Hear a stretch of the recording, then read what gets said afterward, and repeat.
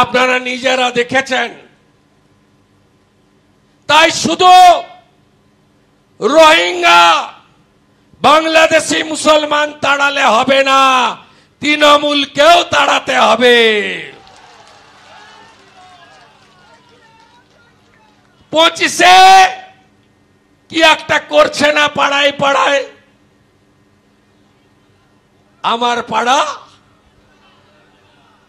26-এ আমার পাড়া, আমার পাড়া, আমার পাড়া, আমার পাড়া, আমার পাড়া, আমার পাড়া, তৃণমূলকে তাড়াতে হবে।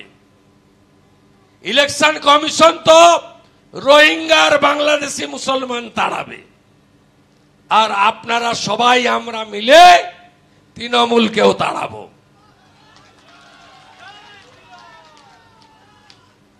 গোটা ভারতবর্ষে নরেন্দ্র মোদীজির সরকার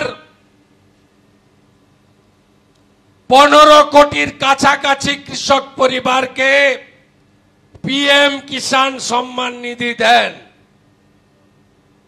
এই রাজ্যে 50 লক্ষ পরিবার পাচ্ছেন, কেন 83 লক্ষ পরিবার পাবে না? নথিভুক্ত কৃষক পরিবারের সংখ্যা 83 লক্ষ দেবে না। যে 33 লক্ষকে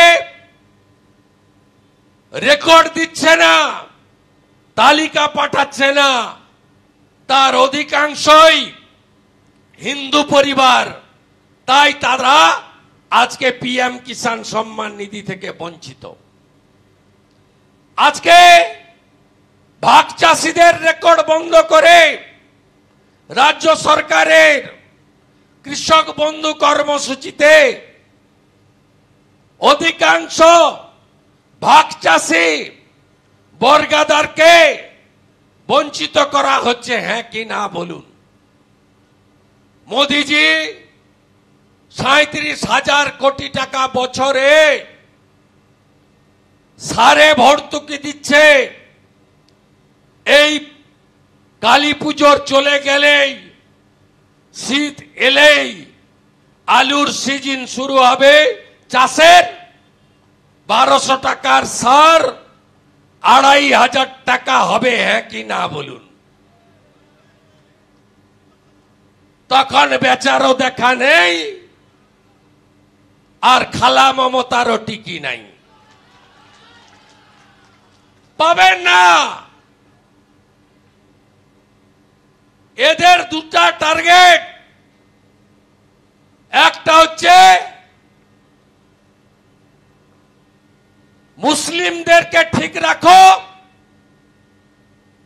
রোহিঙ্গা বাংলাদেশি মুসলমানদেরকে আরো ঢোকাও,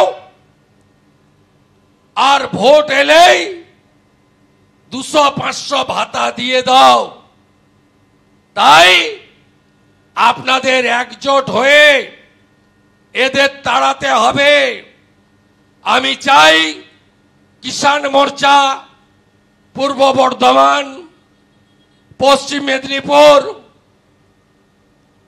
হুগলি গ্রামীণ, হাওড়ার একটা অংশ, ওদিকে কোচবিহার, আলিপুরদুয়ার, এই এলাকায় সাবসিডি মূল্যে ন্যূনতম সরকারের দেওয়া কমিটমেন্ট অনুযায়ী 15 টাকা কেজি দরে সরকারকে আলু কিনতে হবে।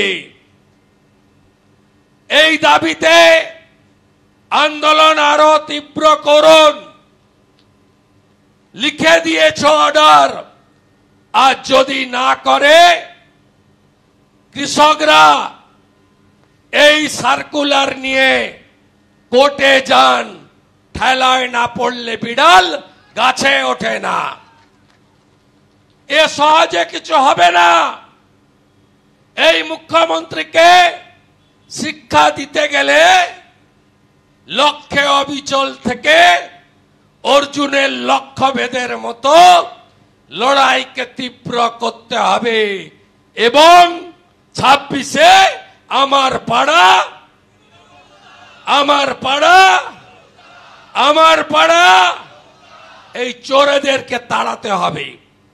কথা দিচ্ছে ভোট ঘোষণা হলে জাতীয় নেতারা আসবেন, সংকল্পপত্র বিজেপি ঘোষণা করবে।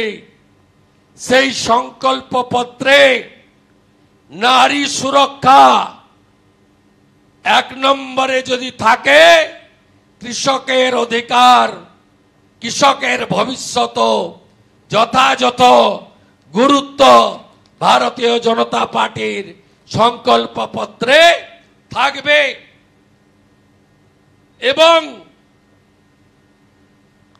ইতিমধ্যে যে রাজ্যগুলিতে বিজেপি সংকল্পপত্রে যা যা বলেছিল সব পূরণ করেছে।